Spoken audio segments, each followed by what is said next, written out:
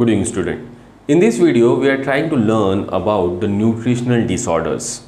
We already learned that the nutrition is sum total of ingestion, digestion, absorption, assimilation and egestion. Now, this nutrition have to be balanced in the body. Overnutrition can also lead to diseases, and undernutrition can also develop nutrition disorders. So in this particular video, we will try to learn about protein energy malnutrition. So let's start with our video lecture.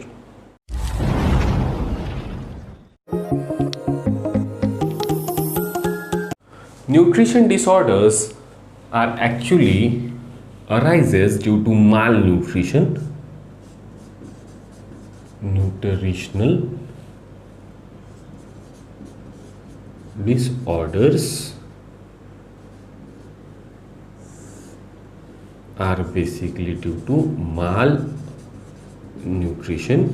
We have already said that nutrition is sum total of ingestion, digestion, absorption, assimilation and egestion. So the sum total of ingestion, digestion, absorption, assimilation and egestion is nutrition. But if we speak about malnutrition, that malnutrition can give rise to nutritional disorder. We can categorize these nutrition disorders into two main groups. This malnutrition can be due to excess of food, so that will lead to overnutrition disorder.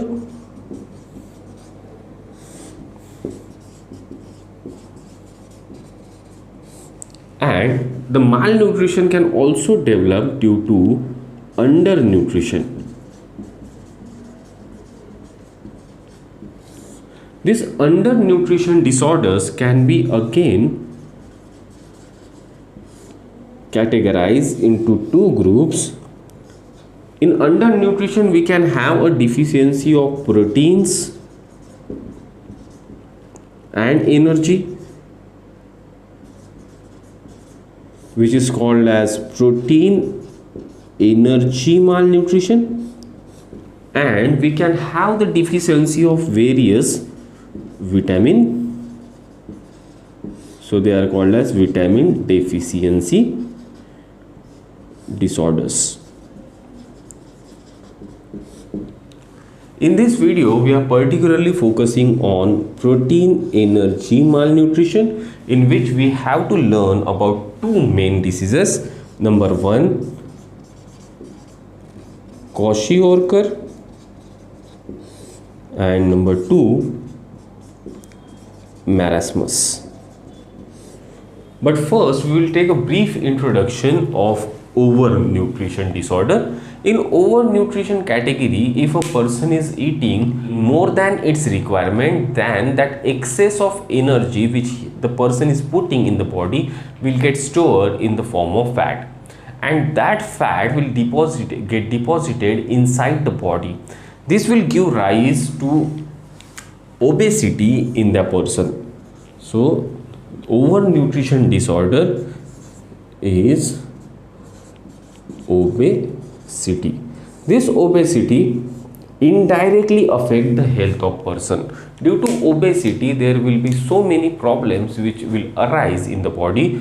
For example, this obesity can lead to hypertension, increased blood pressure, which will be responsible for hypertension in the patient. That obesity will increase the risk of heart attacks, and the obesity will also adversely affect the joint in the body.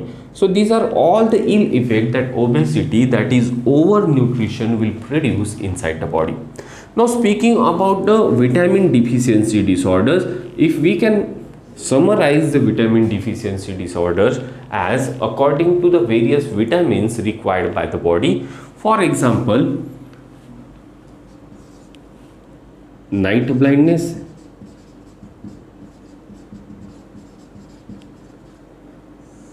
This is due to vitamin A deficiency. Then we are having keratomalacia. This is also due to vitamin A deficiency. Then we are having beriberi, which is due to thiamine, that is vitamin B1 deficiency. Then we are having megaloblastic anemia.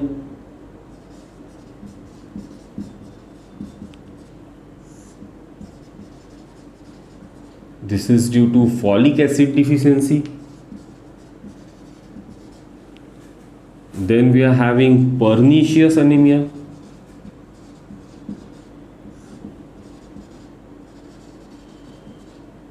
This is due to vitamin B12 deficiency. Then we are having iron deficiency anemia. As the name suggests, it is due to iron deficiency. Then we are having scurvy.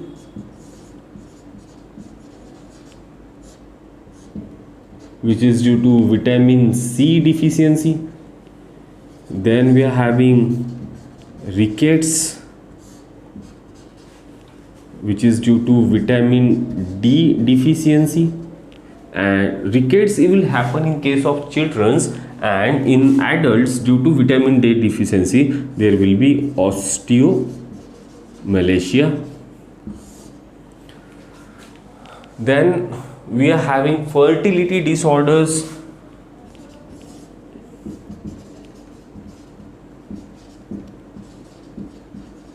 In case of vitamin E deficiency, and clotting disorders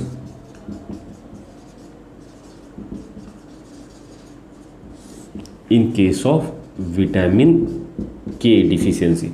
So these are the some of the diseases which our body will suffer in case of vitamin deficiency. Undernutrition will produce a deficiency state in the body. That deficiency state will lead to deficient vitamins, and deficient vitamin can produce such type of diseases in our body. Now coming back to our topic, we are discussing protein energy malnutrition, in which we have to focus on these two particular diseases, that is kwashiorkor and marasmus. Kwashiorkor and marasmus will happen in case of children which are not having a proper balanced diet. These both are the protein and energy malnutrition. So here the babies are not having enough amount of proteins and energy. So let's differentiate between kwashiorkor and marasmus. So on one side we are having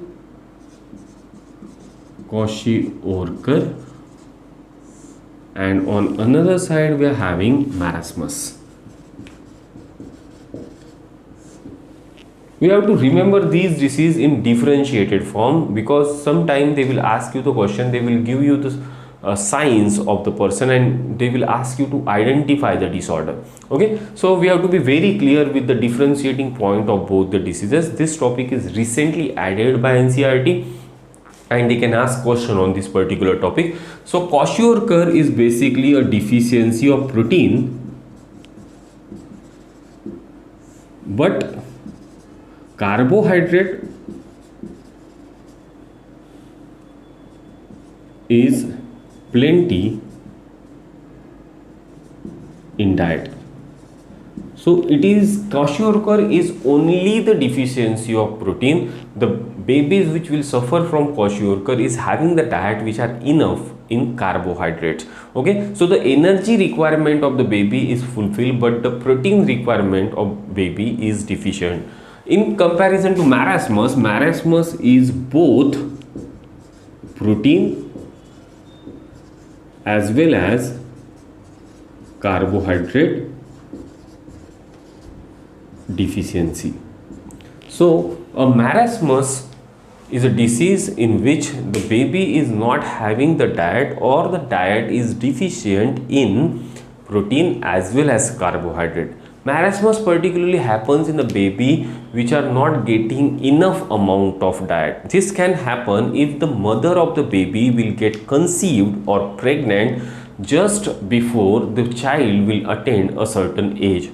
Okay, so in that particular case the baby will suffer from marasmus. The age is very important. In kwashiorkor, the babies who suffers from kwashiorkor generally belongs to age group of 1 to 3 years. They are above the age of 1 years, and in marasmus the age group is below 1 year. So a case of marasmus, the clue in the question is the age group. If a question is mentioning 1 to 3 year of baby, then it is a kwashiorkor, and if a question is specifically mentioning the disease below 1 year in baby, then it is marasmus. In case of kwashiorkor, the baby will show you a typical signs. Okay, the baby, in case of kwashiorkor, the babies will show you typical signs. The baby is underweight. The baby will have pot belly appearance.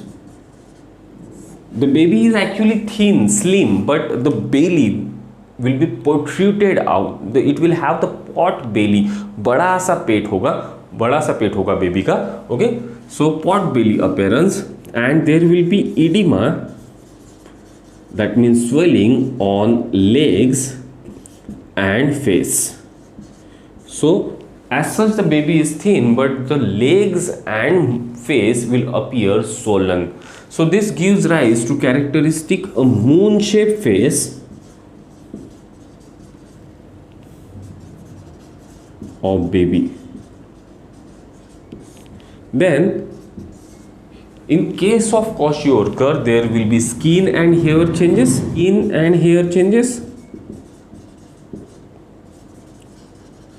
The baby can have graying of hairs, and number 8, the baby subcutaneous fat is preserved. Plus here there will be loss of appetite. So in case of kwashiorkor, the typical picture which we can imagine here, the baby will be of underweight with shunted growth. छोटा सा baby होगा 1 to 3 years के comparison में, और the baby will be thin, slim, but with potted belly and a moon shaped face. Okay, there will be edema on the extremities. हाथ पैर उसके फूले हुए दिखेंगे, बेली उसकी potted दिखेगी.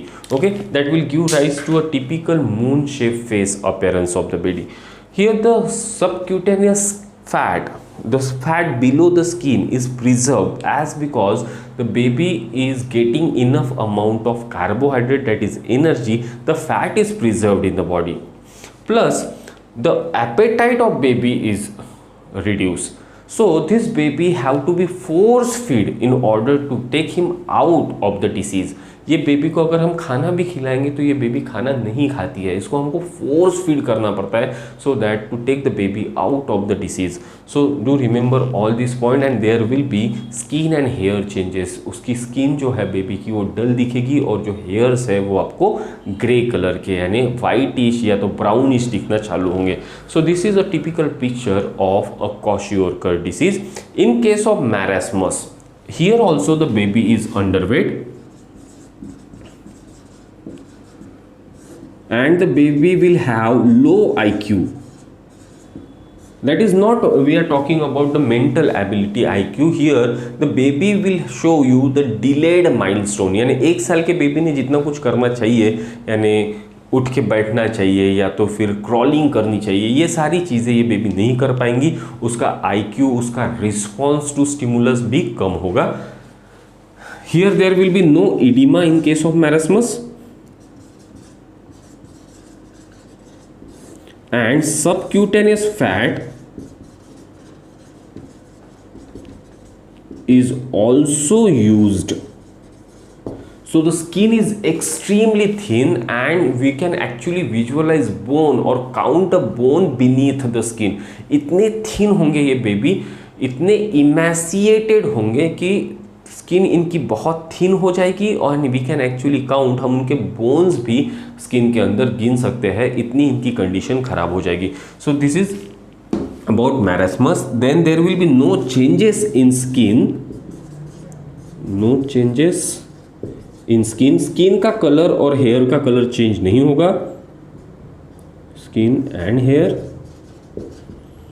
And the appetite is preserved. So this baby is responsive to food. If you feed this baby, it will easily come out of the marasmus. In case of marasmus, the main problem of baby is the baby is not getting sufficient amount of food. But if you feed the baby with sufficient amount of food which is rich in protein as well as carbohydrate, the baby will easily come out of the disease. So this is all about the differentiation between kwashiorkor and marasmus. We have to remember these two diseases very thoroughly because these are the recent topics added by NCERT and there are no questions asked on this topic up till now, but there are chances the question might come. Okay, so this is everything about nutrition disorders. Now in next lecture we will try to learn about the disorders of gastrointestinal system. Thank you.